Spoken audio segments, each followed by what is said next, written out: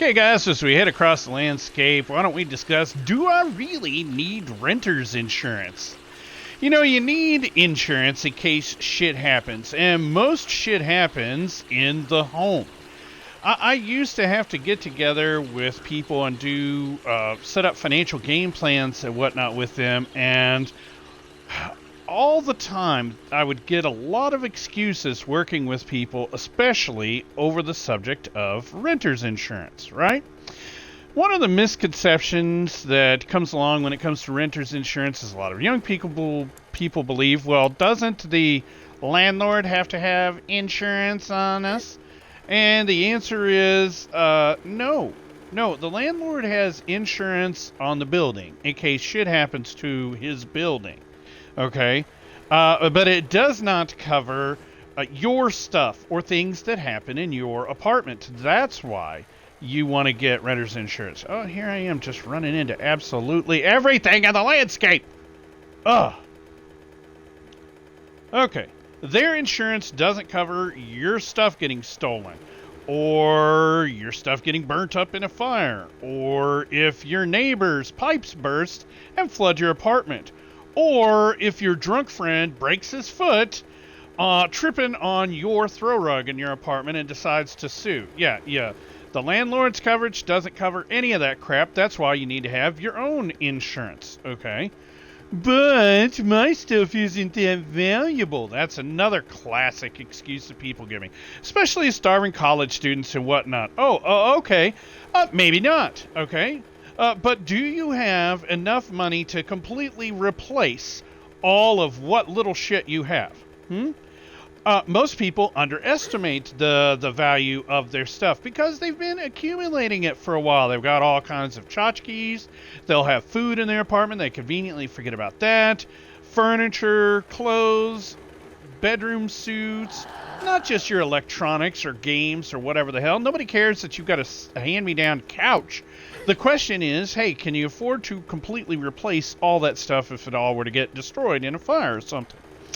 And the most valuable part of liability coverage isn't even, or most valuable part of renter's insurance isn't even that. It's liability coverage, okay?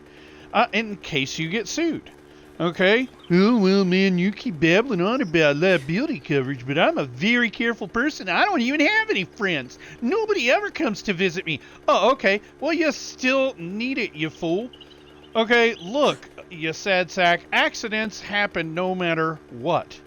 And there's always Murphy's Law to consider, okay? You say that now, and then boom, you're going to get a friend. And then double boom, oh, they're going to come over and, slip and fall in your bathtub, break something. They don't have health insurance, so of course, when they rack up the huge bill, again, they're going to sue you, so that they're not on the hook for it completely by themselves. That's just how the world works.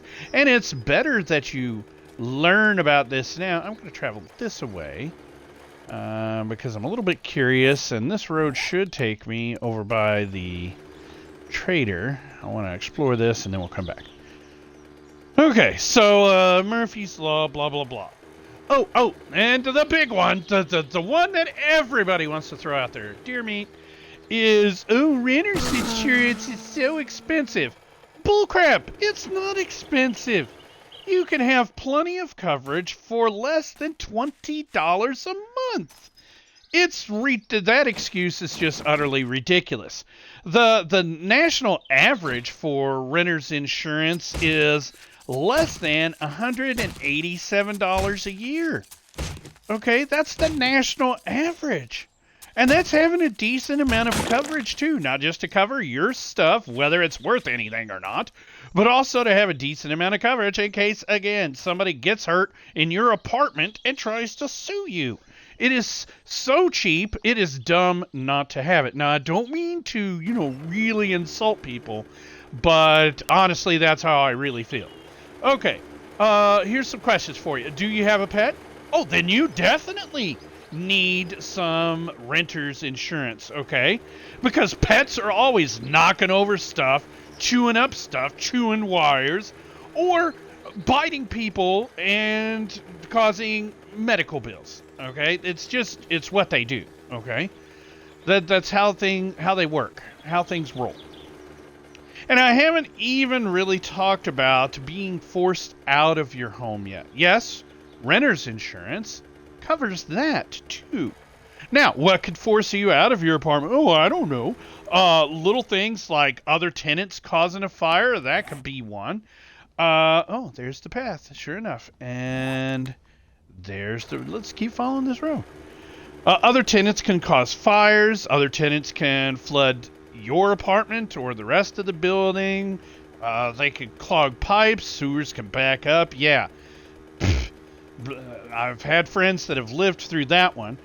Or they could cook meth in the apartment building and get caught. And then they've got to, take care of the whole place. It gets condemned until that stuff gets taken care of. Oh, how about bed bug infestations? You gross, right? Yeah, well, you're not going to want to be there in your apartment building while the whole place is being fumigated. No, you're going to be grateful to have some coverage that's willing to pay for you to be put up somewhere else while they're fumigating your building. Okay? So these are just some of the things that renter's insurance can cover. I may do a whole separate video on the ins and outs of it and maybe some other things to watch out for, okay? But the one parting thought that I want to leave you with is the lower your income and the less savings you have, the greater your need actually is for renter's insurance, especially the liability coverage. All right. Well, guys, that's what I have for you for today. If you have some questions, hit me with it at fustyandfinance@gmail.com. Hit me with it below in the comments below this video on YouTube. I really am looking for some engagement from you guys. You're bound to have had experience with this stuff or know some people that have had some experience with this stuff. Dude, I would so love to hear about it. Okay? Because folks that are looking to get an apartment, especially for the very first time, they need this information. And nobody's telling them about it. Their parents aren't telling them about it. They're not learning about it in school. Apartment complexes that don't require coverage, they're not telling them. Why should they? So, and why should they care if you lose your stuff? That's not their problem. So please, share this information with somebody. Text them a link to this daggone video and share your story in the comments